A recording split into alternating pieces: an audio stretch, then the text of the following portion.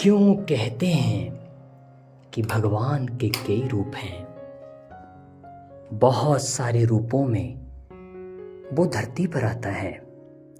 ये छोटा सा प्रश्न भीष्म पितामह ने केशव से किया था, अर्थात श्री कृष्णा जी से पूछा था कि हे भगवान, जब आप राम के अवतार में थे तब आपने कोई छल नहीं किया था, तब आपको मर्यादा पुरुषोत्तम कहा जाता था।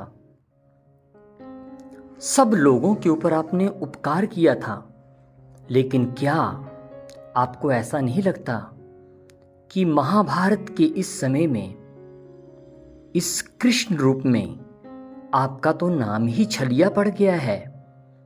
क्या ऐसा नहीं लगता कि पांडवों के साथ साथ कौरवों के साथ साथ आपने भी युद्ध में और बहुत सारी बातों में छल किया है?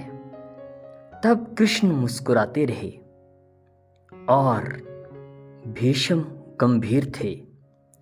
भीष्म जी ने पुनः दोहराया कि अब तो मेरा जाने का वक्त आ गया है, प्राण त्यागने वाला हूं मैं। कम से कम ये प्रश्न मेरे मन में ऐसे ही ना रह जाए। आप मुझे इसका उत्तर अवश्य दीजिए, तभी मेरा मन संशय से मुक्त होगा। तब कन्हैया ने कहा कि हे भीष्म, हे पितामह, जब मैं राम के अवतार में था तब सभी लोग राम की तरह ही थे। रावण ने सीता का हरण तो किया था, पर उसे स्पर्श नहीं किया। रावण शिव भक्त था, अर्थात राम के युग में सभी लोग सामने वाले भी राम की तरह ही थे, इसलिए उनके साथ मैंने व्यवहार भी उसी प्रकार का किया था। भरत जैसा और लक्ष्मण जैसा मेरा आज्ञाकारी भाई थे, लेकिन इस महाभारत के काल में दुर्योधन और दुशासन जैसे कपटियों ने द्रौपदी का चीरहरण तक करने का प्रयास किया।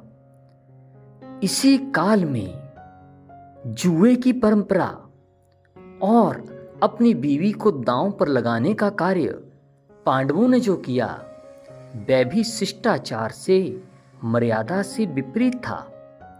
तो ऐसे युग में सबको सुधारने के लिए मुझे भी उसी प्रकार से कार्य करना पड़ा। तब भीष्म पितामह मुस्कुराने लगे और कहने लगे, आपकी इस बात में भी छल है। तब कन्हैया ने कहा कि अगर आगे आने वाले युग में इससे भी विकट इस समय आ गया तो मुझे भी उसी तरह का व्यवहार करना पड़ेगा, क्योंकि अधर्म का विनाश तो मुझे करना ही है।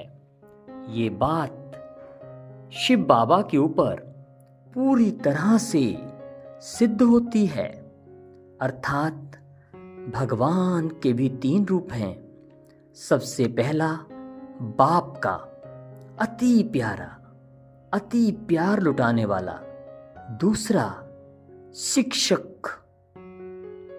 शिक्षक रूप, जिस रूप में वो हम सबको समझानी देते रहे। अब तीसरा रूप शिव बाबा का धर्मराज का भी तैयार है, और उस रूप में शिव बाबा ने कह रखा है कि किसी के साथ भी लिहाज नहीं होगी, किसी के साथ भी सहानुभूति नहीं होगी।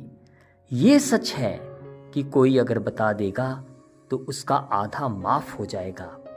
इसलिए हे महान आत्माओं, बाबा के धर्मराज रूप से डरो, क्योंकि उस रूप में अत्यंत कष्ट मिलेगा, और बाप के रूप में याद करो तो अति प्यार मिलेगा। ओम शांति।